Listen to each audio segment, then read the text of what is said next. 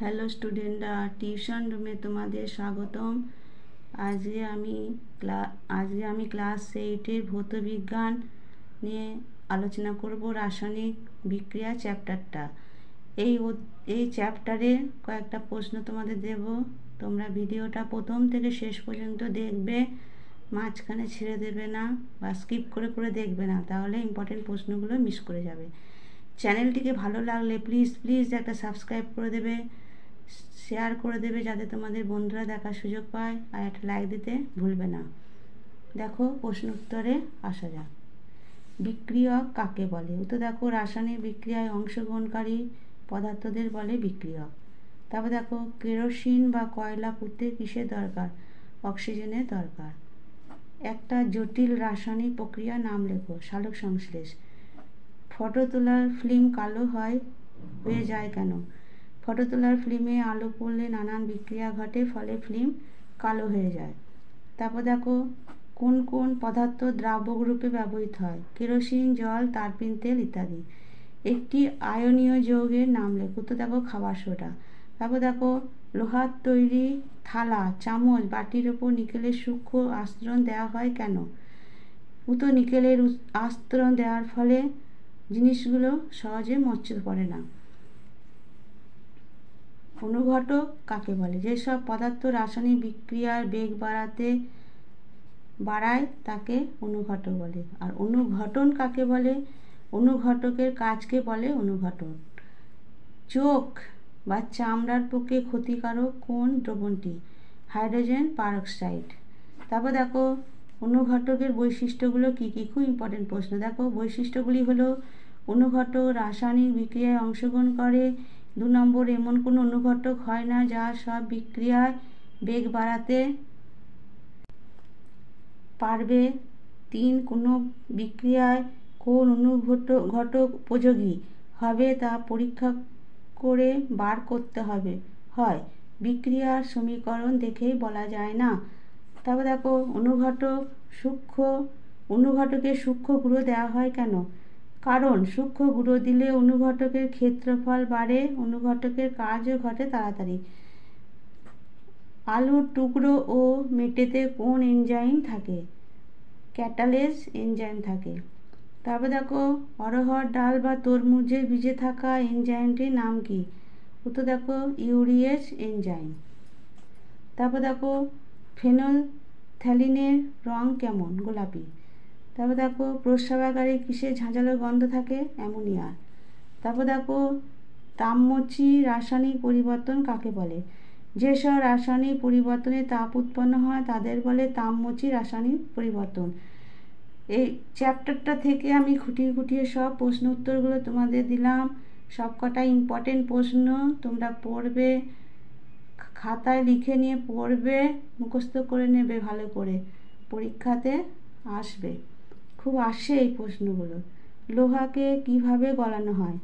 Acetylene গ্যাসকে পুড়িয়ে তাপ পাওয়া যায় এবং এত বেশি উষ্ণতা সৃষ্টি হয় যে লোহা গলে যায়। তবে দেখো, তাপগ্রাহী পরিবর্তন কাকে বলে? যেসব রাসায়নিক পরিবর্তনে বিক্রিয়া ঘটলে পরিবেশ থেকে তাপ শোষিত হয় তাদের বলে তাপগ্রাহী পরিবর্তন। অতিবেগুনি রশ্মি কিসের পক্ষে ক্ষতিকারক? চোখের পক্ষে ক্ষতিকারক। দহন কাকে বলে? যে রাসায়নিক বিক্রিয়ায় তাপ ও আলো উৎপন্ন হয় তাকে দহন বলে। জারণ কাকে বলে? কোনো মৌলের সঙ্গে অক্সিজেন যুক্ত হবার বিক্রিয়াকে জারণ বলে। তবে দেখো, মরচে কাকে বলে? খোলা বাতাসে লোহা পড়ে থাকলে তার গায়ে একটা লালচে বাদামি রঙের আস্তরণ পড়ে যায়, একে আমরা মরচে বলি। তারপর দেখো, কাঠকয়লা পুড়ে ছাই হয় কেন? কারণ কাঠকয়লা দাহ্য পদার্থ। স্বচ্ছ চুন জল ঘোলা হয় কেন? কারণ CO2 স্বচ্ছ চুন জলকে ঘোলা করে। বিজারণ কাকে বলে? কোনো যৌগ থেকে অক্সিজেন অপসারিত হলে তাকে বিজারণ বলে। তারপর দেখো, জারক কাকে বলে? যে পদার্থ ইলেকট্রন গ্রহণ করে নিজে বিজারিত হয় সেই পদার্থকে জারক বলে। তারপর দেখো, বিজারক কাকে বলে? যে পদার্থ ইলেকট্রন ত্যাগ করে নিজে জারিত হয় সেই পদার্থকে বিজারক বলে। তারপর দেখো জারণের বৈশিষ্ট্যগুলি লেখো। জারণের বৈশিষ্ট্যগুলি হলো অক্সিজেন যুক্ত হয়, হাইড্রোজেন বেরিয়ে যায়, কোনো মৌলের পরমাণু বা আয়ন বা কোনো মূলক থেকে ইলেকট্রন বেরিয়ে যায়। তারপর দেখো বিজারণের বৈশিষ্ট্যগুলি লেখো। বিজারণের বৈশিষ্ট্যগুলি হলো অক্সিজেন বেরিয়ে যায়, হাইড্রোজেন যুক্ত হয়, কোনো মৌলের পরমাণু বা আয়ন বা কোনো মূলকে ইলেকট্রন যুক্ত হয়। এই প্রশ্নগুলো সবই ইম্পর্টেন্ট, তোমরা ভালো করে পড়বে, পরীক্ষায় দেখবে কমন পেয়ে যাবে। জারকের বৈশিষ্ট্যগুলি লেখো। জারকের বৈশিষ্ট্যগুলো হলো কোনো পদার্থের অক্সিজেন যুক্ত করে, কোনো পদার্থ থেকে হাইড্রোজেন অপসারণ করে, কোনো পরমাণু বা আয়ন বা মূলক থেকে ইলেকট্রন অপসারণ করে। তারপর দেখো বিজারকের বৈশিষ্ট্য। বিজারকের বৈশিষ্ট্যগুলি হলো কোনো পদার্থ থেকে অক্সিজেন অপসারণ করে, কোনো পদার্থে হাইড্রোজেন যুক্ত করে, কোনো পরমাণু বা আয়ন বা মূলকে ইলেকট্রন যুক্ত করে। তারপর দেখো মরচে ধরা আটকাতে কি কি করা উচিত, খুব ইম্পর্টেন্ট প্রশ্ন। দেখো লোহার উপরে তেল রং বা আলকাতরার প্রলেপ দিলে লোহা জল ও বাতাসের সংস্পর্শে আসতে পারে না, ফলে সহজে মরচে ধরে না। 2 নম্বর, লোহার উপরে জিঙ্কের আস্তরণ দিলে জিঙ্ক লোহার মরচে ধরার বাধা দেয়, তাই এই পদ্ধতিকে গ্যালভানাইজেশন বলে।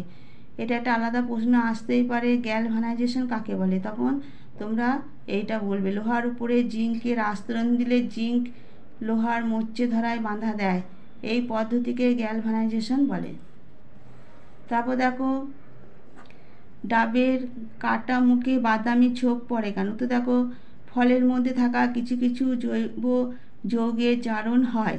অনেক সময় ফলের মধ্যে থাকা কিছু উৎসেচক অক্সিজেনের সাহায্যে বিশেষ কিছু জৈব যৌগের জারণ ঘটায়, তার ফলে ওই বাদামি ছোপ ধরে।